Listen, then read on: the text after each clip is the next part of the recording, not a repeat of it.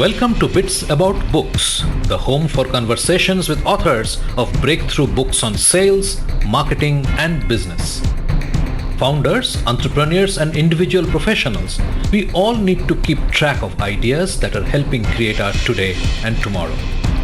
Bits About Books will strive to find those books and speak to their authors, go behind the scenes and understand what inspired the authors to write the books that they did and how they went about doing so. Through our conversations, we hope to gain insights that will help us to get the most out of our efforts. I'm your host Shubhanjan Sarkar, founder of PitchLink, the next generation buyer-seller engagement platform where our mission is to make buying easy. Welcome to Bits About Books. Thank you for your time and for joining us in this session. I have a favor to ask. While you continue to listen to the podcast, please leave a comment or rating at iTunes or wherever else you get your podcasts from. I personally look at each comment and will give you a shout out to each of you in our following episodes. It means a lot to hear from you. Our guest today is Purna Virji, and we speak with her about her bestseller, High Impact Content Marketing: Strategies to Make Your Content Intentional, Engaging, and Effective. Start with the business outcome you want to drive. So let's say we're a new car company and we have a new electric model car coming out. Obviously, the business outcome would be we need to hit this certain sales for the new car. Then you think about what's the audience behavior change that you need to drive to hit that. So then what would be likely to help get more sales would be if people took a test drive, people configured the car on their website.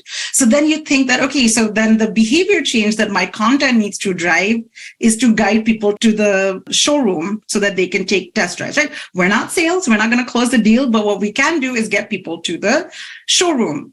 So then the third step, only once you've identified these two things, is then you think about who. So who's the audience that's most likely to take a test drive? Purna is a globally renowned content strategist and principal consultant content solutions at LinkedIn. She previously led global learning and thought leadership programs for Microsoft and is an award-winning former journalist. Virji is a top-rated international keynote speaker and has been featured in The Drum, TNW, Search Engine Journal, and Adweek. She has also been recognized as an Adweek Young Influential, was crowned the Search Personality of the Year by US Search Awards, and was named the most influential PPC expert in the world by PPC Hero. Virji is also an honored listee in the Marquee Who's Who 2023 list. High Impact Content Marketing is her first book. Now, on to this insightful session with Purna Virji.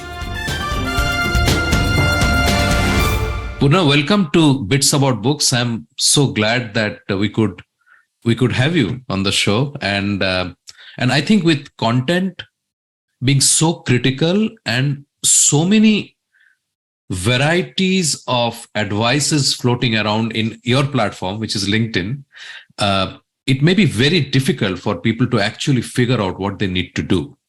And I think books like these can make a seminal sort of contribution to people who are seriously looking at content and creating those. So thank you for coming on the show and writing such an important book.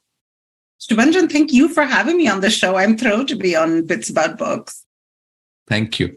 So as we discussed prior to this recording, we will actually first explore what made you write one more book about content.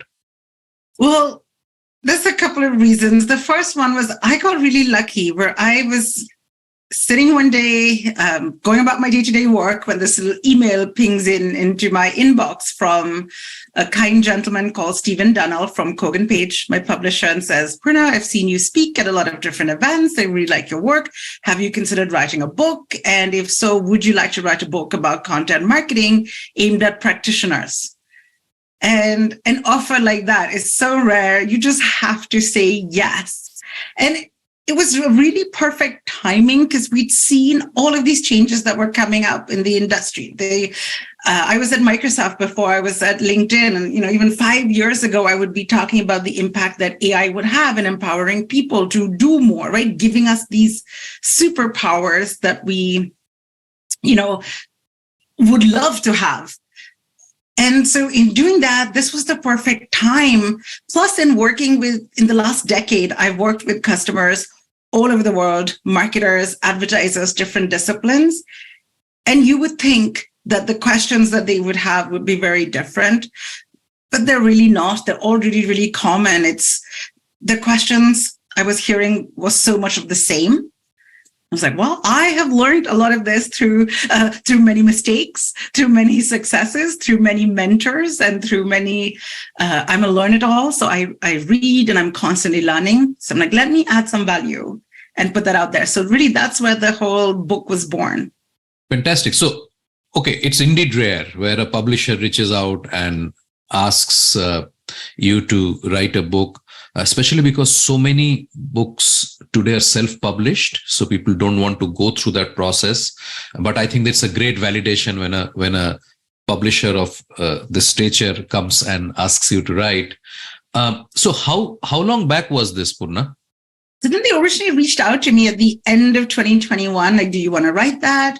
And I said yes. And then I ended up signing everything and all of that going just in early months of 2022. And so then I ended up spending a lot of 2022 researching, writing, getting organized, getting COVID, and then not doing anything for a month and then going back.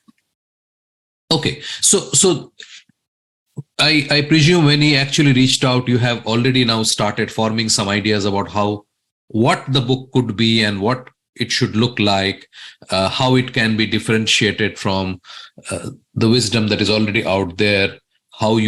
So what was your process? What did you start actually when you had, okay, oh my God, this is a great offer, I'm going to take it. What happened next? So the big thing was, he said, well, write out a proposal for the book. And that was more so everyone would be on the same page. They know how to get going.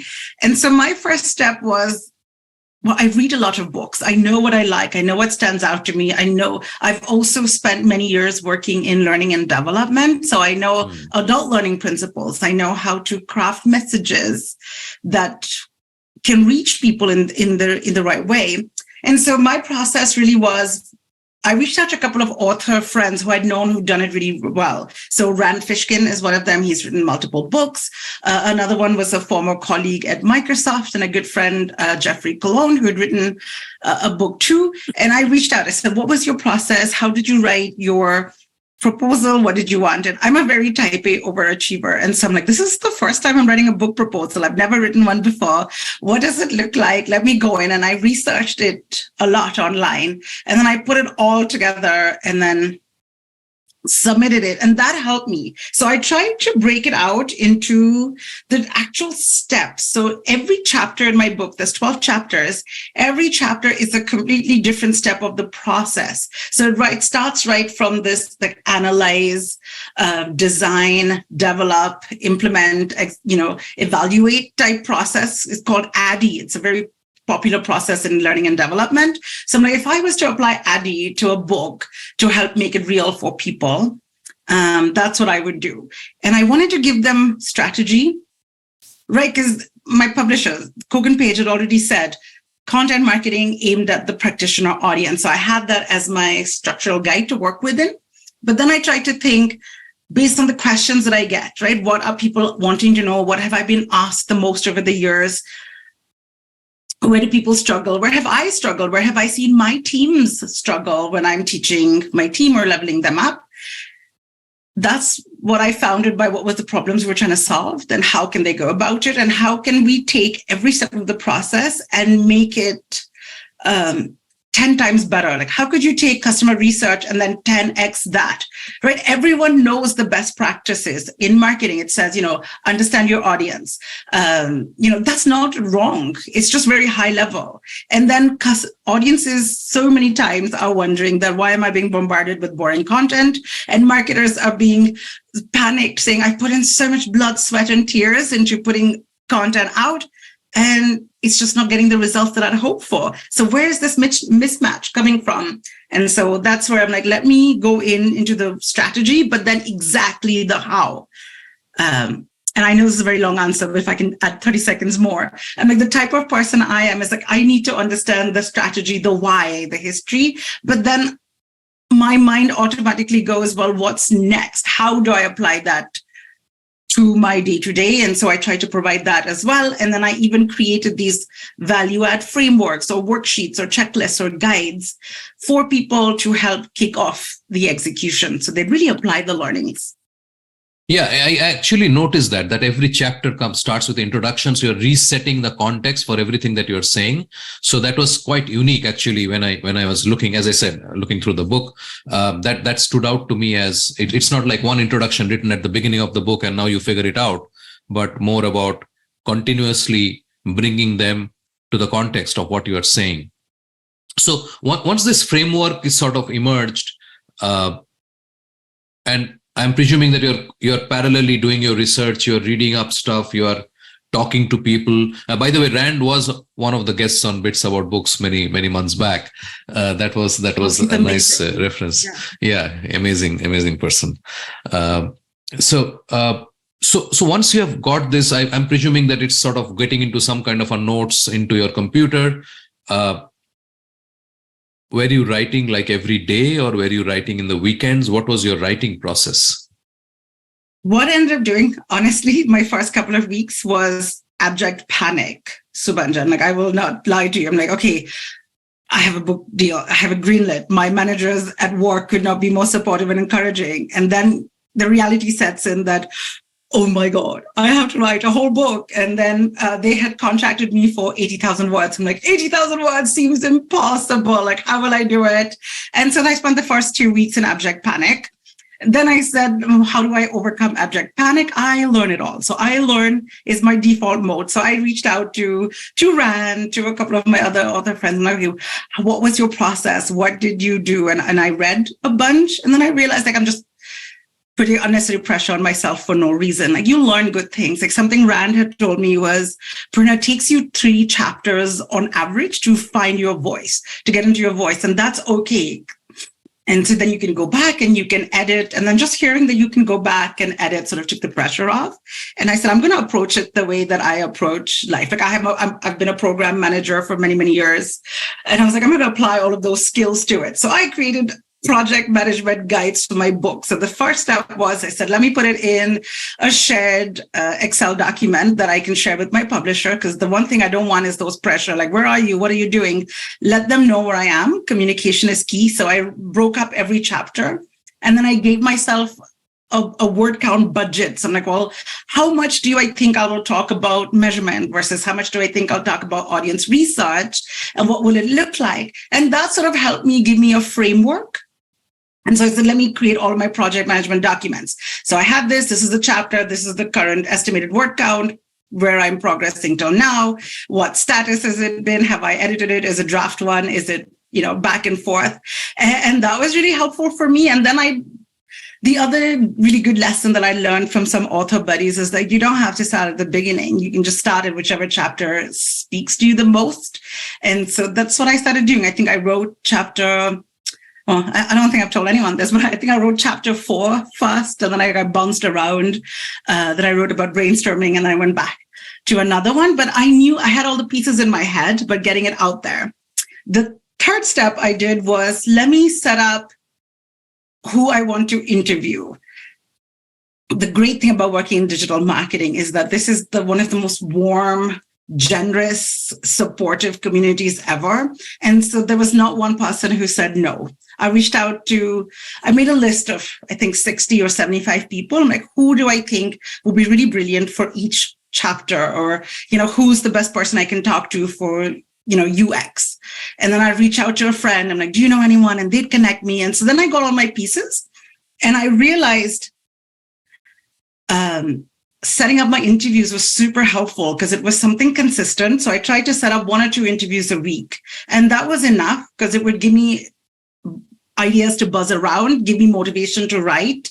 And then I'd do that. So I don't know if I've gone on too long with your answer, but hopefully that gives you a little bit hint inside. Absolutely. I mean, this sounds fascinating, especially you're trying to manage and allocating the words to chapters. I think that gives the insight into how you're you are thinking and looking at it as a project, and your project manager persona sort of came into this. I'm very equally right-brained and left-brained, right? So I'm like super creative, but I also like a little bit of structure so that my creativity has free reign. Because otherwise, what will happen if there's too many possibilities for me, then I'll just spin in 100 directions. So I'm like, okay, I got to give myself a little structure, like put a little fence, and then I can push the walls. And of course, there was some where I'm like, oh no, brainstorming is getting a little longer as a chapter. So maybe what I can do, I can make the intro chapter shorter, because anyway, people don't want so much time on the intro, and going back and forth. And my publishers, they were very supportive. So if I had a question about, hey, will you just look at this? Is this interesting? Is this appealing to your readership? And they were just so encouraging the whole time. They're like, nope, this is spot on. Don't worry, like this is great. And I really enjoyed the process. I love learning, and to teach is to learn twice. And so I knew that to get to write this and go deeper into research, plus it clarifies some of your thoughts, right? You may say something and then you're like, wait, when you have to put it down on print, you're like, I know we just say this and it's a general assumption, but what is it really? And then to go below the surface each time was harder work, but it was so rewarding and fulfilling. And I feel I'm a much better marketer for having written this. Absolutely. And I think your background in learning development plays a role, which is why so many diagrams are there. And I'm sure, working on a diagram itself clarifies so many thoughts, because you're really trying to assimilate a complex thing into something which you can represent in a chart or whatever. And looking at that, people should get the feel of what you're trying to talk about. So I'm just putting two and two together and saying there are a lot of diagrams in the book. So I just thought that I'll just point that out here. Who actually was mostly through this process with you? Was there any particular person or a group that was helping you more than the others? Or, I know you have acknowledged people, but was there anybody in particular that you're looking at for guidance? Or oh my gosh, there were so many people that helped in different ways. But certainly, if I would call out a name, Nancy Bach has been a long time friend, and she's somebody who is really great at calling a spade. And so if I would ever have doubts, I'm like, Nancy, what do you think? And she'd be like, this isn't great. And everyone needs someone like that. And having that trust that's been built up over years, I would say Nancy was one of my most. And I had another friend, Laura, who would she's very warm and in sharing some of her case studies, so on. But no, there's so many to name. These are just two who were harangued every day. But towards the end, when there's instances, as it happens in every writer's life, right? You have moments of writer's block. And then there's, I had my meditation friends, Brinda and Ted, who would be like, you can do this. And I'd be like, no, I just can't do it. I'm going to give up on this book. When you're 80% done and it feels close, but so far, and you're like, oh, I can't do it. I'm working 60, 80 hours a week at work. I'm exhausted. I'm writing this nights and weekends. But sometimes you just need people to reflect to you that you can do it and keep it up. And so I'm very grateful for all of those folks in my life, those who connected me to others, those who gave me their time and thoughts. I would thank, it takes a village. No one does it alone. And of course, my ever suffering poor husband and child who had to deal with making endless cups of chai to keep me writing. Of course. So let's dive into the book, and let's start with your chapter 4 first, because that's the one you wrote. Let's talk about, why do you talk about the gifted way to figure out internal needs? Why gifted is capitalized? What made you do that? So gifted is, and it's an analogy. So I was trying to, it's an acronym, sorry. Right. Gifted is an acronym. And sometimes I find that how do you make things to reduce the cognitive load on people while learning, to try to keep things memorable and sticky, as acronyms, frameworks, all of those can help. It's because I wrote that chapter first because it's it's a step that almost every marketer that I've talked to has missed, or they just don't do it. Because the whole classical advice is it all starts with your customer. Yes, it's not wrong, but how do you know what to ask your customer about? How do you know what area of research to dig in with your customer? It's not just anything and everything. It has to be prioritized at the end of the day by what will add value to your business. And so I say, even before you start reaching out to customers, start by reaching out to internal stakeholders, right? Sales and marketing alignment is genuinely real. Like, all the biggest successes I've had in my career have come from working extremely closely from sellers, from observing their tactics, from understanding what's going to move the needle for them, the objections customers have. And so at the end of the day, our job as marketers is not just to educate and entertain, right? Content marketing, like any form of marketing, needs to show revenue impact, whether you're a nonprofit or not, right? Business, unfortunately, the reality is that it just needs money and growth in order to just stay viable. And if we think about it, every business can have multiple different offerings. Each can have a different revenue impact on the business. So if you've got 2 offerings, right? Let's say, I'm going to completely make things up, but let's say you've got a video version and then you've got your Spotify audio only version of your podcast. Let's say you'd make a lot more money on the Spotify version and not as much on the video, just to make things up. I don't know, right? But if you did all your research only on video, like, oh, video is so important, everyone wants video, you'd be spending your time going down this route, when actually this isn't the route that's going to make you the most money. You want to try to figure out, like, what's going to be most helpful for my business, and then understand what our customers' needs, who's the ideal customer, what will it go there. And so that's why I wrote first, because it was so important to understand that. Yeah. So let's dive in a bit into the chapter itself, and let's sort of break down the acronym and elaborate on the steps that you talk about in finding the context. So if we start with gifted, so gifted is really get clear on your goal. What are you trying to achieve? Like, what's the outcome that you want to get? What's the time period that you're looking at? Is there a particular area that you want to dive in? Try to understand that. And maybe you've been given a goal, or you've set yourself a goal to grow a certain channel or a platform certain way. Like, so why is that? What's the, how specific can you get? Then go and identify the key people to interview. Start with sales. So often as marketers, we just live in different worlds and don't talk to each other, but we are 2 halves of the same coin, right? We can help generate and grease the wheels for sales, and then sales can go in and capture and close. One doesn't exist without the other. You need both.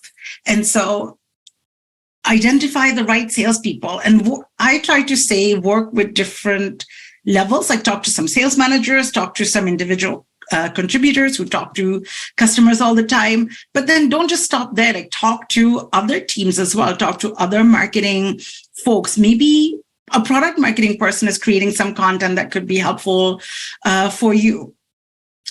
And then once you identify who you want to interview, and it doesn't have to be that many people, about like 7 or 8 across your company could give you a really good sense. And then finalize your interview methods, which is, so often people are like, oh, just send them a survey, but that's not enough. So a 30-minute phone call can often give you a lot more information than you would have thought of. So I'll go into different options, the pros and cons for each, and then I'll give you even the sample questions to ask. And then you can just evaluate all of your responses and then draw out all of your conclusions. And how do you unearth the conclusions and the common threads and put that together? So it's a very simple process.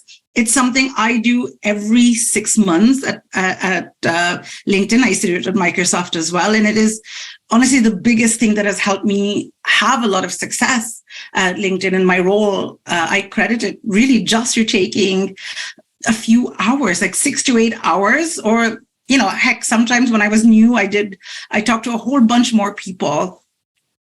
And that helped me get so far, like 15, 20 hours invested in interviews can build you lifelong relationships. It can give you the right starting points. You won't waste time going in different tangents when you can just find the road that's most likely to get you success. And plus, it just helps you internally build your own brand and be seen as a good partner in a large matrix corporation or a small SMB. Yeah, I totally get it, because I think what you touched upon in terms of the dysfunction between marketing and sales is real, and we don't talk often enough about that. And maybe we should have a chat about that some other day on a separate note. Yeah.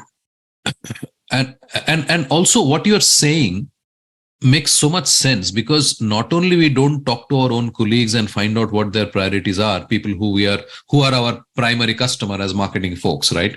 The sales folks are our primary customers in some way, because whatever we are doing is supposed to deliver outcome for them. We don't even talk to our customers. So it's a very reflective, it's a very similar behavior. If you think about it and you talk to your sales folks, you see, we don't even want to talk to our customers enough, but we want to tell them, we want to qualify them, and we want to tell them what is good for them. I mean, you see the problem?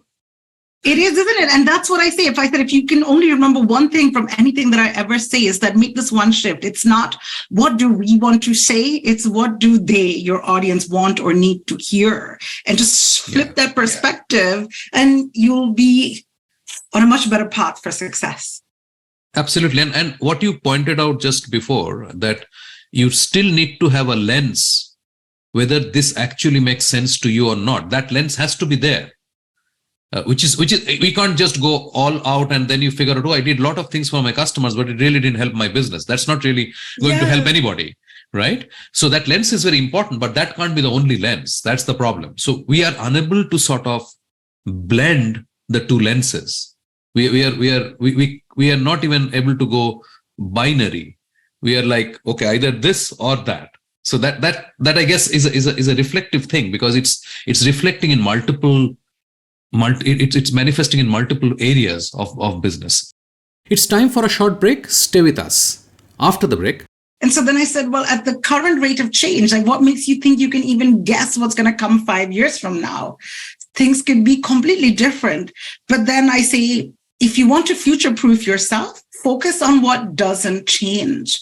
And what doesn't change at the end of the day is who we are as humans, right? Our motivations, our very human behaviors haven't changed since the time that we were cave people roaming the planet, right? What has changed certainly is how we communicate, and, trust is more important than before. And those are minor. But if you want to appeal to people, because at the end of the day, people relate to people want to talk to people will buy from people. You are listening to a Business Podcast Network original. Podcasting is the fastest growing content marketing opportunity, which is untapped. We can help you craft your audio strategy and help leverage the wide reach and easy streaming capability that the smartphone penetration provides. It is easy, it is powerful and personal. Talk to us to find out how podcasting can help you build your brand and reach out to your targets like never before. Write to us at bpn@bizcast.in. That is bpn@bizcast.in. Business Podcast Network. Podcasts end to end. Welcome back. I'm Shubhanjan Sarkar, your host for Bits About Books and founder of PitchLink, the buyer-seller engagement platform. Let's dive right back into the episode where we left it. Let's talk about why it's important, what people are doing, what you see today, what people are doing, what people are possibly not paying attention to. I don't want to say what people are doing wrong. I'm sure you can sort of talk a lot about that, and I'm happy if you talk about that. But my question is that why reinvent, and how do you future-proof? Can you really future-proof? Yes, you can really future-proof. And I know it sounds so bizarre to say, right? Like we're living in this world where things are changing every second. And marketers sometimes put so much pressure on themselves on like, I need to keep up with this latest tool. And then I'll ask them, okay, 5 years ago, could you have predicted what we have now? And most people are like, no, not with any great accuracy, right? Like, who knew TikTok would come and take the world by storm? Who knew that AI would come ChatGPT? And maybe 5 years ago, maybe a fraction of people knew, but most didn't. And so then I said, well, at the current rate of change, like what makes you think you can even guess what's going to come 5 years from now? Things could be completely different. But then I say, if you want to future-proof yourself, focus on what doesn't change. And what doesn't change at the end of the day is who we are as humans, right? Our motivations, our very human behaviors haven't changed since the time that we were cave people roaming the planet, right? What has changed certainly is how we communicate, and, trust is more important than before. And those are minor. But if you want to appeal to people, because at the end of the day, people relate to people want to talk to people will buy from people, right? And rather than spending time investing in new technologies only to game the algorithms or just churn out even more because, sales said we need more content, we're not getting enough leads, create more content. That's not the case. It's like, let's just stop and take a moment and look at what has consistently worked. Right. Let me give you an example of human behavior. When I was a kid, now, let's say now I'm waiting at a doctor's office. You've got 30 minutes to wait before going in. What are we going to do? We're going to pull up social media and like browse and pass time. As a kid, Saturday morning, I'd get up. What would I do to pass the time? I'd watch cartoons, right? That was the thrill of being a kid to pass time. Before TV, we would turn on the radio, right? We've always wanted to entertain, engage, learn, listen, consume content to fulfill needs. And so we need to just create content that appeals to human nature. Let's take curiosity. Humans have been curious for ages. And so a marketing campaign, I'll give you one of my favorite examples that everybody knows, which is blend tech, right? If I told you that we'd all be glued to watching videos of a blender demo, you'd be like, Purna, you've got to be kidding me. Like, no way. But they found a way to appeal to curiosity, to appeal to people's interest and say, like, see what happens when a glow stick blends, or will an iPhone blend, right? They use curiosity to type into that. And so when I say long-lasting future-proof tactics, just delve into the humans, what's going to take to engage them, to appeal to them, to connect with them. That's not going to change. Yeah, makes sense. Totally. So that also sort of provides the long-term context, right? In terms of what you can focus on the long term, and these are not really specific to a company, correct? So anybody can sort of adapt and adopt these ideas. Absolutely, it's transferable skills. Once you understand the framework and the methodology. Today, you could work B2B, B2C, government, federal, and you could still apply a lot of the same framework and applications, and regardless of size of company as well. Right. What do you see? I mean, coming back a little bit general, what do you see are people doing right, and what do you think people should actually stop doing when they're trying to build content? Because I think there is no debate that content is a differentiator. There is no debate that you have to allow people to find you in the business context I'm talking.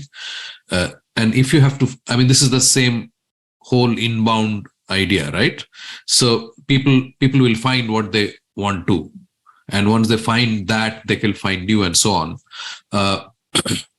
What is it do you think needs reinforcement, and what are the things that people should actually stop thinking too much about? For instance, post on Tuesday before between 8 and 9 kind of stuff, because so much of that is out there, and so many carousels, as you know, are out there. It is. I would say one area to really double down on more is to really show the how you connect the dots from what you're trying to do with your content back to the business goals. And that's been one of the reasons that have kept content marketers from really having that big seat at the table. They're either like, oh, part of the SEO team somewhere in the corner, or like, oh, that girl who posts on social media, or, content just has been this awkward place in many companies, not in all, right? Some companies do a great job of infusing it in, but increasingly we're seeing that people are, just as you said, that they're realizing the value of content as a differentiator, as a way to stand out, as a way, especially in B2B with super long sales cycles, getting even longer now with economic uncertainty. It's a way to stand out, remain top of mind, build those memory structures. So, but tying it back is for content to really have the wings and the buy-in to do what it can really well, rather than being this order taker. Sales says we need a case study, go create a case study. Or, sales is saying sales are down, go create 5 more pieces of content, or just go create a white paper for lead gen. That's not helpful. And that's, as competition gets more, what AI has done, though, it's really lowered the barrier to entry, right? More people can create content now, which is an amazing thing, but it also means a lot more competitions. You have to think. So go back to your business goals and make that connecting of the dots. And so I have this process outlined in chapter 7 of the book, which talks about backward design. It's an L&D concept that I applied to content marketing, where I say, start with the business outcome you want to drive. So let's say we're a new car company and we have a new electric model car coming out. Obviously, the business outcome would be we need to hit this certain sales for the new car. Then you think about what's the audience behavior change that you need to drive to hit that. So then what would be likely to help get more sales would be if people took a test drive, people configured the car on their website. So then you think that, okay, so then the behavior change that my content needs to drive is to guide people to the showroom so that they can take test drives, right? We're not sales, we're not going to close the deal, but what we can do is get people to the showroom. So then the third step, only once you've identified these two things, is then you think about who. So who's the audience that's most likely to take a test drive? What do they look like? What do they tend to believe in? What are different ways I could appeal to them? And then you start thinking about what your content should say. And then you're not focusing just on like those vanity metrics like reach, etc., which are helpful. But now you can show your boss that, we're going to go and get these additional showroom visits that can have based on your existing conversion rates, etc. So that's one thing I would say do more. Very interesting. I will sort of, from chapter 7, I'll go back to chapter 6, where you talk about decoding your competitive landscape, because that's important to understand, again, because you want to differentiate. If you want to differentiate, you cannot be doing Me Too content. Very interestingly, one of the articles or advice columns or whatever, posts I read by, I don't name the person, but the advice was, go and check out what are the best performing blogs of your competitor and you write on the same topic, because people are already looking at it and so on. So I just wanted to throw that out there so that you understand what kind of environment most people who are not fully conversant with content marketing, and see, content marketing comes after you create the content. And what we are saying is that unless you are clear about your marketing goals, you will not know what to create. That's exactly what we are talking about, right? It's not the other way around, that I create a content and then I figure out how to market it. It is not that. Exactly. So let's put the effort first, like figure out what's going to move the needle for me, then figure out what do my customers really want. And then the competitor analysis helps you position it in such a way that you stand out. So it's really like 3 very logical steps that more people should do. And then whatever they create will be set up for more success. So yeah, it's such a common misbelief that says that just copy the competitors. And there's one of my favorite quotes that I put in the book. It's from a conversion rate specialist called Pep Laya. And he's like, don't copy your competitors. They're just as clueless as you are. Or my other friend, Jeff Sauer, who runs Data Driven University, his quote is, he uses the hockey analogy where he says, like, trying to keep up with your competitors is trying to chase or trying to catch up to where the puck was, but they've moved on. right? And so you're always going to be a step behind. And what works for them might not work for you. So my whole goal of competitor analysis is just to figure out how you can position yourself differently. And so you know who your competitors are and how you can stand out meaningfully against them.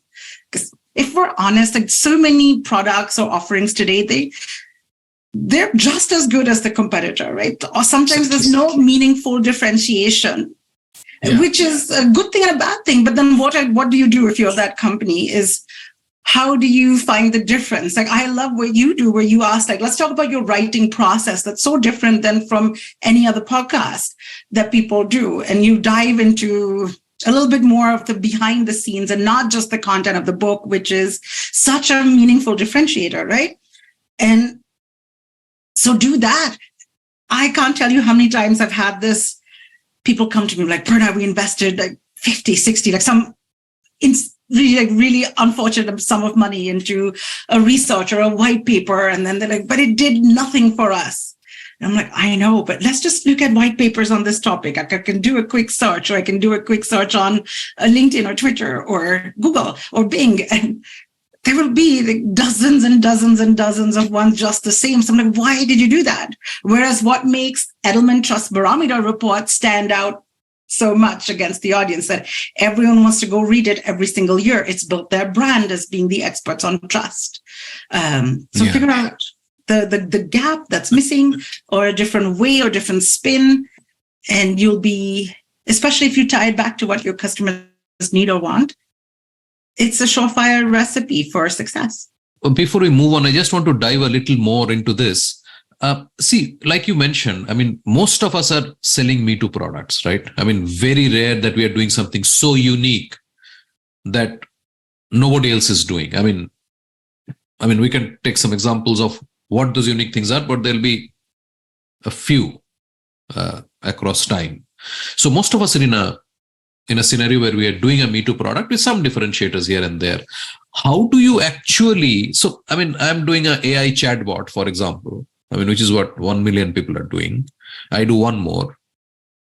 How do I actually, is it possible to differentiate in a scenario like this?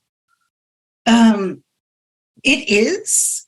It can also be, well, there's two steps to this, right? One is, does your product need to do something drastically different? And that answer may be yes, no, whatever, but your target audience can answer that better. But let's say you have something that is not different. So like my book, for example, certainly I am probably the 100th plus content marketing book that exists. So then it's a question that I grappled with as well. And I said, well, I can make my product, quote unquote, my book different by adding in. So I even made it a deliberate point at the back content where I wrote like, what makes the book unique is how. And so I made sure I emphasized that. So that was one. But two, it's also how you position it in your marketing. Talk about it differently. There's a really great example I saw that came from one of the beer manufacturers. I think it was Anheuser-Busch, but I don't want to. I can't remember the names. I will probably get it wrong. But this beer company was the third most popular in the US, and so they hired a copywriter and a marketer to try to help get them more popularity. That copywriter said, "I'm going to come in and tour your factory, and let's see what happens." And so he walked through the factory and everything, understood the whole process. And then he wrote this awesome post, like describing the process, like, oh, all of these hops and filtered through this and yada, yada. And then it looked super cool. But here's the thing, Subhanjan, they were not the only beer company. Like practically every beer manufacturer was doing it in exactly the right way. The thing that made them different was how they actually talked about it and positioned it. So now suddenly it felt like they were very special and unique, right? So sometimes it is just your positioning there, what problem you solve, how can you set yourself apart, how do you tap in and capture the attention of your audience, and also how do you capitalize on it? I can't tell you how many times people have written an amazing blog or an amazing piece of content or research out there, and they do not add a call to action at the end. It's like, even if you're not saying buy now every time, just give people one next step to do. It's like, oh, did you like this podcast? Come check out my episode with Rand, because we talked about Rand in this a few times. One little call to action, because otherwise, if you don't tell them something to do, then the chances of them doing anything are really low. Let's touch upon chapter 11 and 12 before we wrap this up.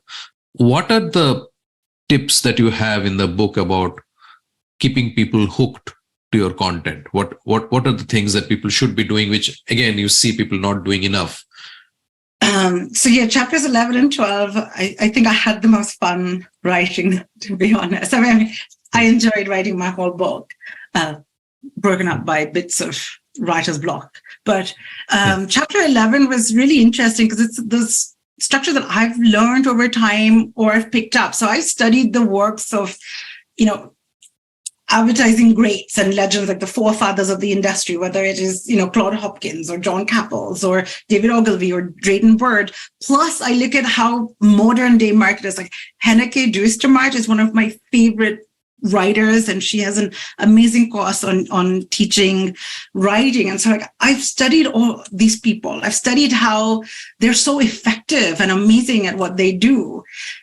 And I've been able to test and ideate over the last 10, 15 years based on all of their advice. And so I realized that great content needs a little structure, or perhaps that's just me. But if you watch any Hollywood movie, let's say you watch a rom-com, it's the same formula. Hollywood, Bollywood, like any movie industry, usually rom-coms follow a formula or a structure wherein you see them living their lives, you see that they're missing something, then you have the meet cute, then it's all these romantic swoony scenes, then there's some strife and they break up, and then there's the reunion, or if it's a sad story, then it's like the tragic ending, right? Yeah. It's the same, but you still watch it, whether it's When Harry Met Sally or some new one, or, Dilwale Dulhaniya Le Jayenge, whatever the movie is, you'll still watch it because it's engaging and different and it feels unique.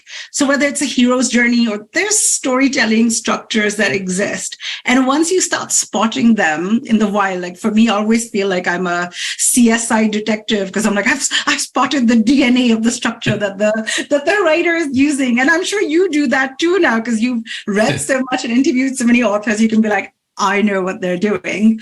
But it's understanding that, right? And so for me, I'm like, how you write and in what order you write makes a big difference to the success that you'll have. So for me, I always advise, and I've seen this work time and time again, and I've learned this from the greats, right? It's not just me, but I've tested it out. Start with the end. Start with what you want them to do first. Like, what's the go-do at the end? Keep that in mind. Then you'll build everything else to do that. Then you want to go through sort of your conclusion and your main and so on. And I have lots of tips in there for ways that you can keep people reading and reading. Your opening sentence, great writing advice, right? Your first, who said this? Elmer Sizzle Wheeler said this. Your first 10 words are significantly more important than the next 10,000 words in your writing, right? Reading needs to feel effortless. So you want to jot them in quickly. So it's these little writing rules and guidelines and copywriting learnings that if we imbibe a little, we'll just keep people reading on and on and on. And then write your headline last and write many, many, many more versions than you might think. It's like when you're cooking spinach, it takes a whole bag to create 3 leaves of spinach cooked. So it's the same way. Get your bag of headlines and you get 3 perfect ones. Right. Last chapter, you talk about distribution, right? I mean, I think that's one of the biggest challenges most content marketers have, because churning out content, good, bad, it's possible with ChatGPT and all. It's even more possible. You can keep churning out stuff which looks okay or not, whatever. But the fact is that most people don't get the distribution piece right. Most people. And I can venture out and say maybe 95% don't get it right. What do you think one should be focusing on to fix that? Well, one, you nailed it. Like, so few people get it right because it's just as much hard work. And I get it, right? I wrote the book. I'm like, can I just go take my 2-week vacation now and do nothing? And I'm like, nope, now you got to go and like promote the book and market it. I'm like, oh my gosh, that's right. So or with any piece of content, you want to think like, if I'm putting in this much time for distribution, I need to have a proportionate amount of time to get it into the hands of people, because otherwise you're just letting your own hard work down. You put in so much blood, sweat, tears, hope, effort into this, put it out there. And sometimes people go wrong because they think that I have to be everywhere. And that's not the case, because what happens if you try to be on every platform or every channel is you can do it for a little while, but then you just start getting resentful and then you just stop. And then it's like, this is too much work. I'm done. So like, start small, start with what you can keep up. Pick one platform or 2 platforms, whatever you can. Have a presence on the other one. Certainly like claim your account, claim your name. But my friend Lexi Mills, she says this. She said that if you are a toe fungus cream, there's no expectation for you to have the world's most visually compelling TikTok or Instagram account, because that's just not the right fit for that product. But just be there, have a presence, and guide people to maybe YouTube or LinkedIn or some other channel that you are, and claim it. And then just focus on 2 or 3 that you can and double down. How do you pick those 2 or 3? Where your audiences are, but also how they use their time on that platform too. Everybody may not use a platform in the same way that it was like the masses use it for, right? Everyone thinks of, let's say TikTok, for example. People think of TikTok as this very like Gen Z only place, but that's so not true. Like some of the favorite people that I follow are grandmoms who are sharing recipes and passing down their heritage. I mean, this is so cool that the ease of creating content now opens it up to so many kinds of creators. But also, I mean, that's a very different usage rate than somebody who's just on there to talk about, something like a video game or something else. So where's your audience? Where are they spending time? How do they use the platforms? And you can get all of that from your user research too, and then test and then double down. Find the pace that works for you. Consistency helps. If you can post 2 or 3 times a week, then that's all. Like, don't push yourself too hard to do too much. It's pretty much like diet and exercise, right? The first day, you're like, I will starve, no carbs, I will run. And then you're just like, forget it, let me eat the whole pizza. And so really consistency with distribution is important. Yeah. And the last mistake sometimes people make is like, oh my gosh, this new platform's come out. It's super hot. I need to be on it. No, you don't. If your audience isn't on there, then why are you there? Like, do you have to be there? So just do what's sustainable, do what's regional, and then make sure you're building your content in such a way that it leads to reuse, that it is more, it has multi-purpose. So chapter 12, I talk about how you can take one idea and turn it like 5 different ways. How do you approach it from different angles, especially to go hit different buyer motivations or buyer objections that come up, right? You know those from understanding sales. So everything comes together in that sense. If you can take one idea and make it work harder, then you're not just treating your content like tissue paper, like use once, throw away. It's just reuse it all the time. Like Chanel versus Shein. If I bought a dress from Chanel versus Shein, I'd probably, keep the Chanel very carefully and wear it multiple times so I could get my money's worth out, versus maybe like a fast fashion one. You'd wear it once and then be done. So just don't treat, if I had to give one advice, I would say, like, please don't treat your content like fast fashion, like treat it really like high investment pieces that you can bring out season after season. Maybe you change an accessory, maybe you change a format, and then you'll be so much more successful and work less. So one last question before I let you go. What do you think of this whole genre of thought, which is build your own channel, in the sense that don't be dependent upon platforms, build your own newsletter subscribers, own your audience? Where do you stand on that? I always think there's some merit to having your own as well, because you never know, like billionaires taking over, like things happen in the world.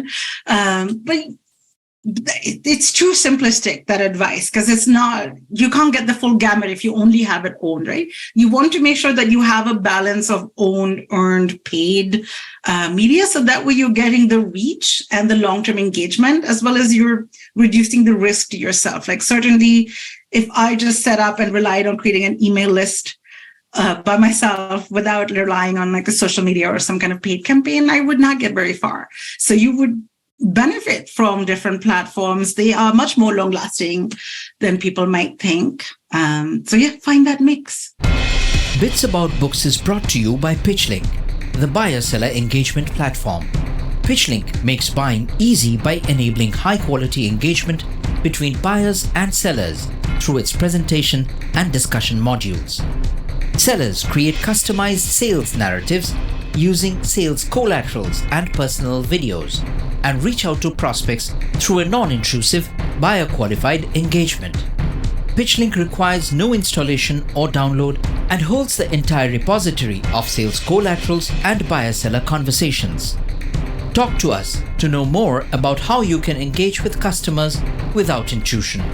Call us on 99021 631 32. Before we wrap, Of course. what are your thoughts about curation of content? So important. You can definitely do that too and make it work super well.